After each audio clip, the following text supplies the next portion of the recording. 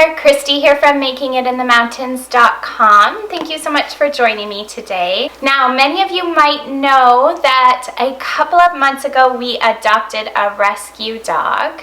I have shared a ton of photos and videos on Instagram and on my blog, but I haven't shared too much about our new dog here on YouTube yet. So for those of you that haven't seen her yet, this is Charlie. We think she is about 7 months old now. She is a bit shy, as you can probably see, but she is so sweet and so smart, and she couldn't have been a better addition to our family.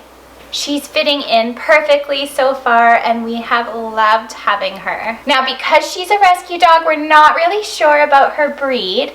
Now, I know they have DNA tests that you can do for dogs, and we have thought about trying it, though to be honest, I'm not sure it really matters that much because she's probably a cross between a whole bunch of different dogs.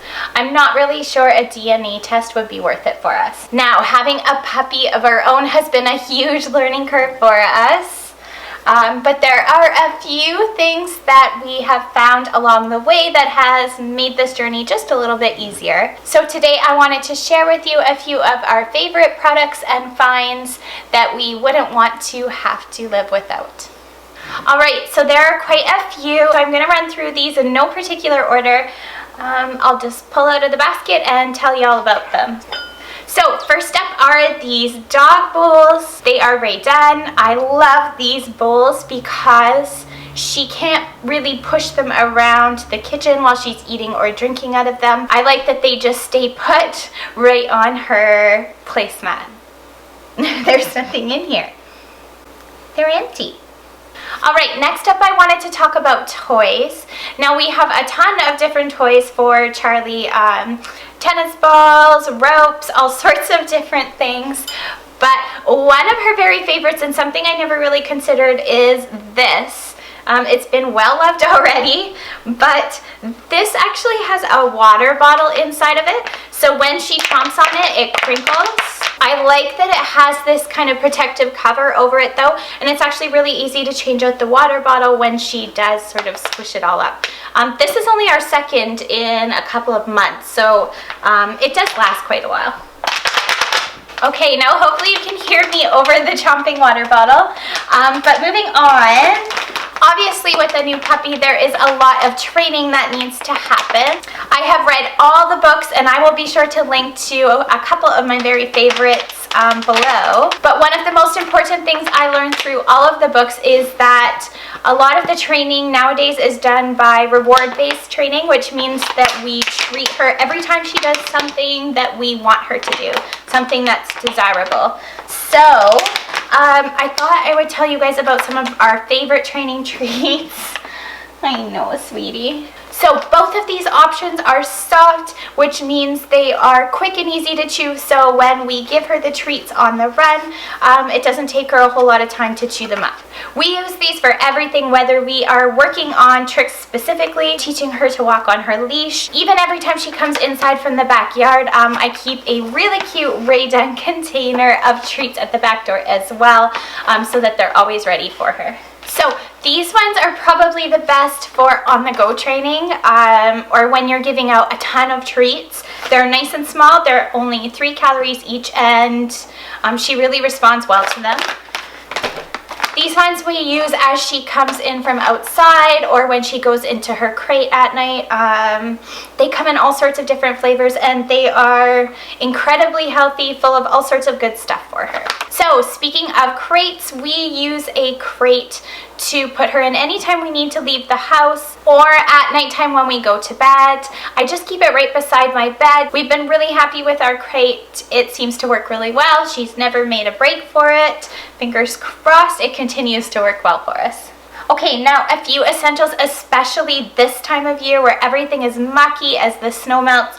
This paw washer has been an absolute lifesaver. Our backyard is very slow to melt because so much of it is in the shade. So every time she comes in, her paws are covered in mud. This has been such a lifesaver. So all we do is keep it full of water at the back door. It has these kind of silicone scrubbies, so we just stick her paw in there a few times, up and down, and then we wipe it off with a simple microfiber cloth. This has worked so well. It's been a huge help, especially considering she needs to go out so often still as a puppy. I don't know what we would do without this.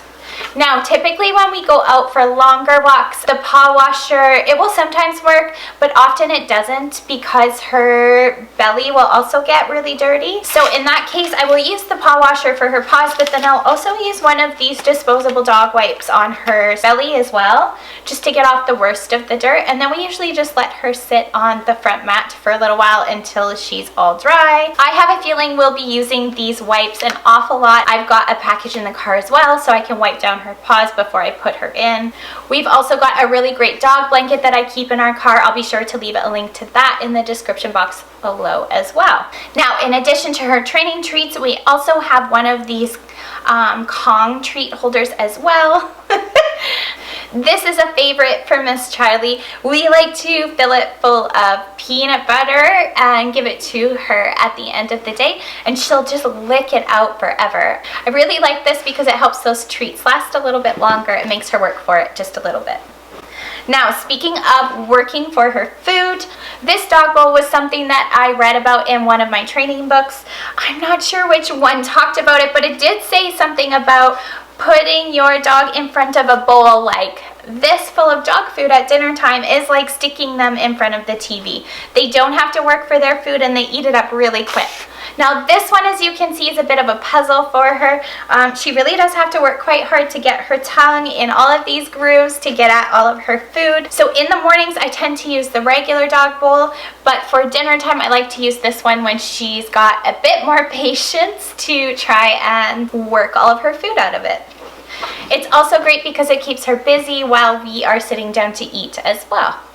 Okay, now I know that I mentioned that Charlie hasn't really had a problem with chewing on things that she shouldn't be, but we did pick up a bottle of this bitter apple spray just in case. It's supposed to deter animals from chewing on anything, whether it's sore on their body maybe, or a piece of furniture or a rug, or really anything in your house that you don't want your dog chewing on. I haven't tried it out myself, but the reviews were really good, and I have a lot of friends that use this in their house and swear by it. Okay, next up I wanted to talk about this brush.